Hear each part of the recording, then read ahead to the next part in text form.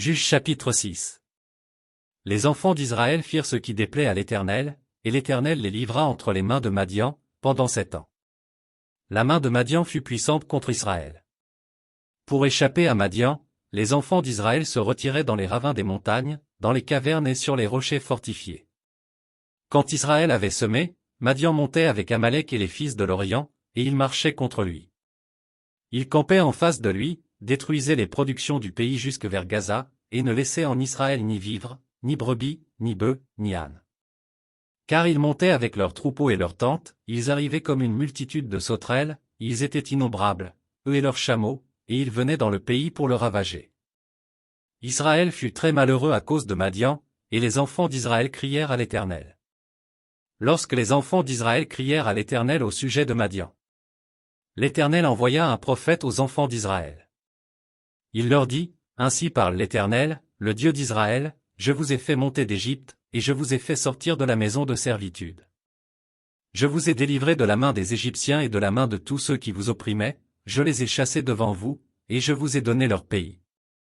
Je vous ai dit, je suis l'Éternel, votre Dieu, vous ne craindrez point les dieux des Amoréens, dans le pays desquels vous habitez. Mais vous n'avez point écouté ma voix. Puis vint l'ange de l'Éternel, et il s'assit sous le térébinthe d'Ophra, qui appartenait à Joa, de la famille d'Abiézé. Gédéon, son fils, battait du froment au pressoir, pour le mettre à l'abri de Madian. L'ange de l'Éternel lui apparut, et lui dit, l'Éternel est avec toi, vaillant héros. Gédéon lui dit, ah! Mon Seigneur, si l'Éternel est avec nous, pourquoi toutes ces choses nous sont-elles arrivées? Et où sont tous ces prodiges que nos pères nous racontent, quand ils disent, l'Éternel ne nous a-t-il pas fait monter hors d'Égypte? Maintenant l'Éternel nous abandonne, et il nous livre entre les mains de Madian. L'Éternel se tourna vers lui, et dit, va avec cette force que tu as, et délivre Israël de la main de Madian, n'est-ce pas moi qui t'envoie? Gédéon lui dit, ah! Mon Seigneur, avec quoi délivrerai-je Israël? Voici, ma famille est la plus pauvre en Manassé, et je suis le plus petit dans la maison de mon père. L'Éternel lui dit, mais je serai avec toi, et tu battras Madian comme un seul homme. Gédéon lui dit, si j'ai trouvé grâce à tes yeux, donne-moi un signe pour montrer que c'est toi qui me parles. Ne t'éloigne point d'ici jusqu'à ce que je revienne auprès de toi, que j'apporte mon offrande, et que je la dépose devant toi. Et l'Éternel dit, je resterai jusqu'à ce que tu reviennes. Gédéon entra, prépara un chevreau, et fit avec un épha de farine des pains sans levain. Il mit la chair dans un panier et le jus dans un pot, les lui apporta sous le térébinthe, et les présenta. L'ange de Dieu lui dit, prends la chair et les pains sans levain, pose-les sur ce rocher, et répands le jus. Et il fit ainsi. L'ange de l'Éternel avança l'extrémité du bâton qu'il avait à la main, et toucha la chair et les pains sans levain. Alors il s'éleva du rocher un feu qui consuma la chair et les pains sans levain. Et l'ange de l'Éternel disparut à ses yeux. Gédéon, voyant que c'était l'ange de l'Éternel, dit, malheur à moi, Seigneur Éternel. Car j'ai vu l'ange de l'Éternel face à face. Et l'Éternel lui dit, sois en paix, ne crains point, tu ne mourras pas. Gédéon bâtit là un autel à l'Éternel, et lui donna pour nom l'Éternel paix, il existe encore aujourd'hui à Ophra, qui appartenait à la famille d'Abiézé.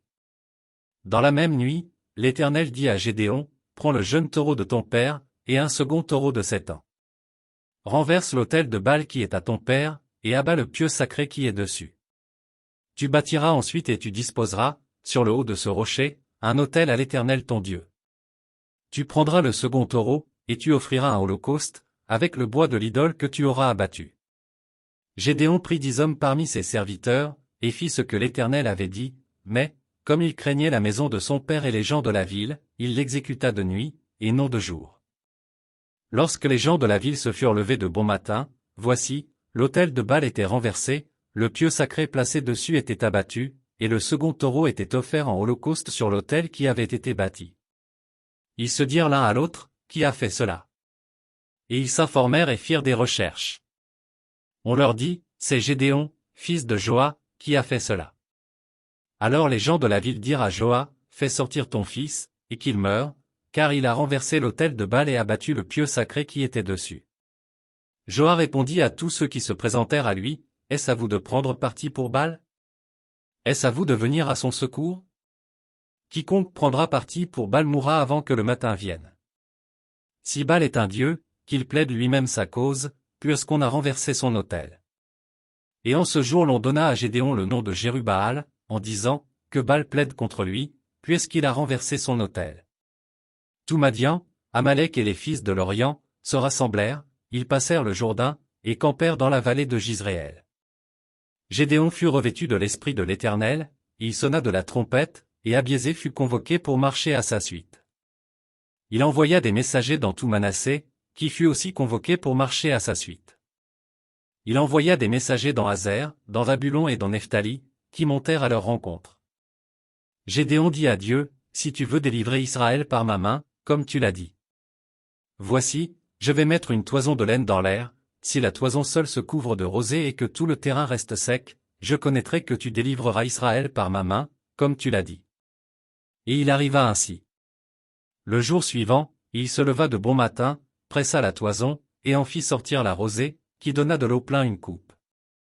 Gédéon dit à Dieu, que ta colère ne s'enflamme point contre moi, et je ne parlerai plus que cette fois, je voudrais seulement faire encore une épreuve avec la toison, que la toison seule reste sèche, et que tout le terrain se couvre de rosée.